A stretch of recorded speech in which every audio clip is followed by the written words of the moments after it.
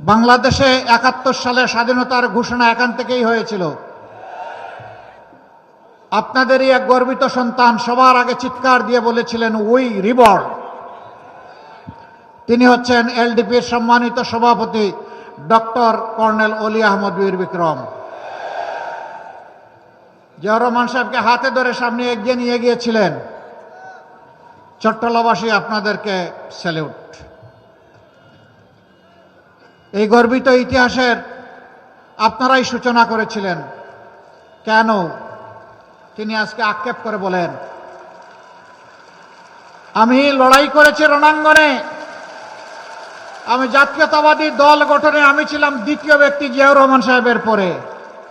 তিনি এখন বলেন আমি এখন বিএনপিতে নাই, আমি থাকতে পারি না, কারণ এটি জিয়াউর রহমান সাহেবের বিএনপি নয়। তিনি বলেন এটি বেগম জিয়ারও বিএনপি নয়। তিনি আরেকটি কথা বলেন, সেটা আমি বলতে চাই না, তার মুখ থেকে আপনারা শুনে নেবেন।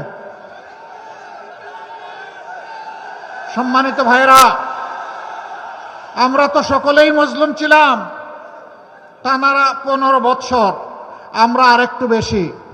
আমাদের উপর তাণ্ডব শুরু হয়েছিল 2006 সালের 28 অক্টোবর। লকি বইটার তাণ্ডব চালিয়ে 0 পয়েন্টে প্রকাশ্য দিবালুকে আমাদের 6 জন ভাইকে খুন করা হয়েছিল। খুনের রাজনীতির এখানেই সূচনা। পিছনের দরজা দিয়ে এসে আওয়ামী লীগ তারপরে যা করেছে তার সাক্ষী বাংলাদেশের 18 কোটি মানুষ। তারা তাদের পাওনায় এক অংশ পেয়ে গেছে। এখন বাংলাদেশ মুক্ত হয়েছে। আপনারা কি চান যে বাংলাদেশ পুরাপুরি মুক্তি পাক? আপনারা কি চান যে এটা একটা স্বাধীন সার্বভৌম দেশ হিসাবে মর্যাদার সাথে মাথা উঁচু করে দাঁড়াক? যদি তাই চান, তাহলে ফ্যাসিবাদী খাসলতের যারা, এদেরকে চিরতরে লাল কার্ড দেখাতে হবে। আফসোস, সবচেয়ে নির্যাতিত দল জামাতে ইসলামী ধৈর্য ধরল, দেশে শান্তি শৃঙ্খলা ফিরিয়ে আনতে সাহায্য করল, শহীদ পরিবারগুলোর কাছে দৌড়ে গিয়ে হাজির হলো, আহত পঙ্গুদের পাশে গিয়ে সান্ত্বনা জুগালো, বন্যা কবলিত মানুষের পাশে গিয়ে দাঁড়ালো। আর সেই জায়গায় এক দল চাঁদাবাজিতে ঝাঁপায়ে পড়ল।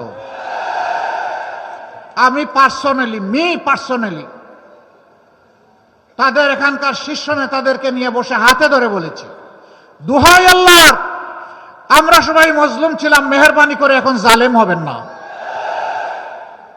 মানুষকে কষ্ট দিবেন না, চাঁদাবাজি বন্ধ করুন, অমুক আলম তমুক আলমের সাম্রাজ্যের পাহারাদারি বন্ধ করুন।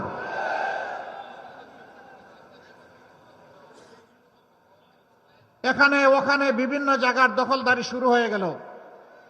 এই দখলদারি করতে গিয়ে নিজেদের 234 জন মানুষকে নিজেরাই মেরে ফেললো। এরা বাংলাদেশকে কি দিবে? ওই 6 সালের 28 অক্টোবর যে বার্তা দিয়েছিল আওয়ামী লীগ ক্ষমতায় আসার আগে, আজকে একই বার্তা দিচ্ছে এই দলটি।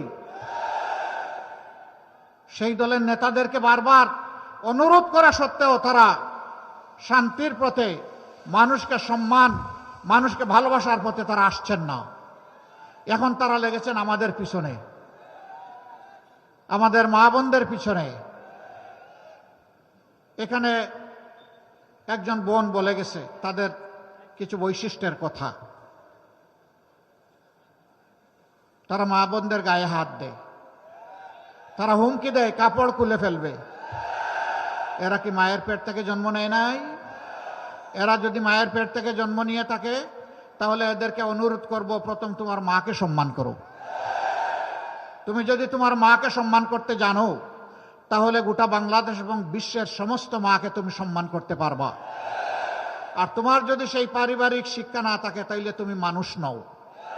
এটি আমার কথা নয়, এটি আল্লাহর কালামের কথা। কালানাম বালহুম আদল্লু। এরা 4 পায়া জন্তুর মতো, বরঞ্চ তার চেয়ে নিকৃষ্ট। আমি কেন এর প্রতিবাদ করি? এখন আমার আইডি হ্যাক করে আমার নামে এত জঘন্য একটা বিষয় চালিয়ে দেওয়া হয়েছে। এখন বলবেন যে আপনার এই কলাটা খাইল কে? ঠাকুর ঘরে কেড়ে ওই কলায় অর্ধেক কামড় দিয়ে বলে আমি কলা খাই না। হ্যাক করেছে হ্যাকার, তাও আলহামদুলিল্লাহ ইতিমধ্যে আবিষ্কার হয়ে গেছে কারা করেছে। এখন ওদের পিছনে কোন কালো হাত আছে সেইটাও আমরা আবিষ্কার করবো ইনশাআল্লাহ।